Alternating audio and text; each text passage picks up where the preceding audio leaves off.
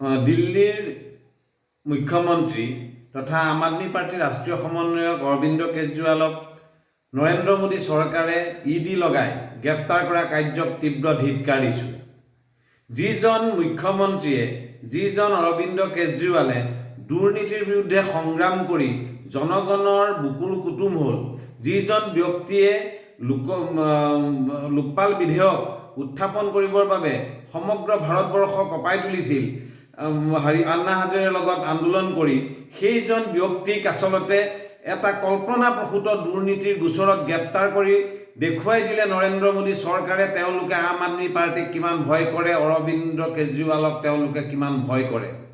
তেওঁলোকে এই নিৰ্বাচনৰ সময়ত বিজেপিয়ে যাতে নিজৰ 400 আসন পাৰ কৰাৰ যি শ্লোগান, সেই শ্লোগানত যাতে অৰবিন্দ কেজৰিৱাল কোনো কাৰণতে বাধাৰ সন্মুখীন, অৰবিন্দ কেজৰিৱাল যাতে কোনো কাৰণতেই বাধা হৈ নুঠে, তাৰ কাৰণে আচলতে নৰেন্দ্ৰ মোদী চৰকাৰে এই কাৰ্য কৰিছে। আজি সমগ্ৰ ভাৰতবৰ্ষৰ মানুহে ধিক্কাৰ দিছে। অৰবিন্দ কেজৰিৱালক গ্ৰেপ্তাৰ কৰাৰ লগে লগে আম আদমি পাৰ্টিক ধ্বংস কৰিব পাৰিম বুলি যদি নৰেন্দ্ৰ মোদীয়ে ভাবিছে, তেতিয়াহ'লে তেওঁ আকাশত চাং পাতিছে। বহুত ডাঙৰ ডাঙৰ ইতিহাস আছে।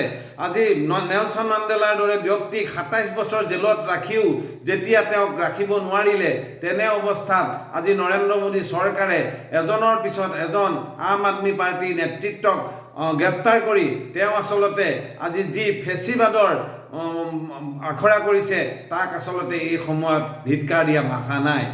অৰবিন্দ কেজৰিৱালে বিগত সময়ছোৱাত দিল্লীত জনকল্যাণমূলক আঁচনিৰ জৰিয়তে খাদ্য, বস্ত্ৰ, বাসস্থানৰ অধিকাৰৰ বাবে বিদ্যুৎ, খোৱা পানী, শিক্ষা, স্বাস্থ্যৰ দৰে মৌলিক সুবিধাসমূহ প্ৰদানৰ জৰিয়তে দিল্লীত যি সুশাসন প্ৰদান কৰিছে, তাৰ বাবে আজি পঞ্জাৱতো আম আদমি পাৰ্টি চৰকাৰ হৈছে।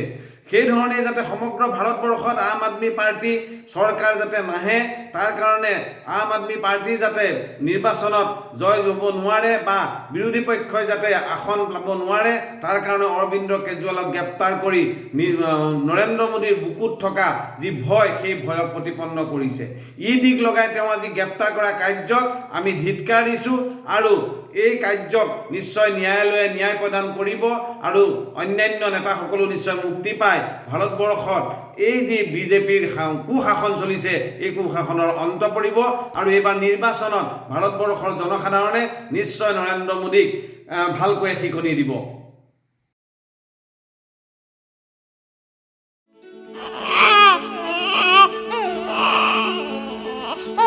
অভিনন্দন, আপোনাৰ এজনী ছোৱালী জন্ম হৈছে।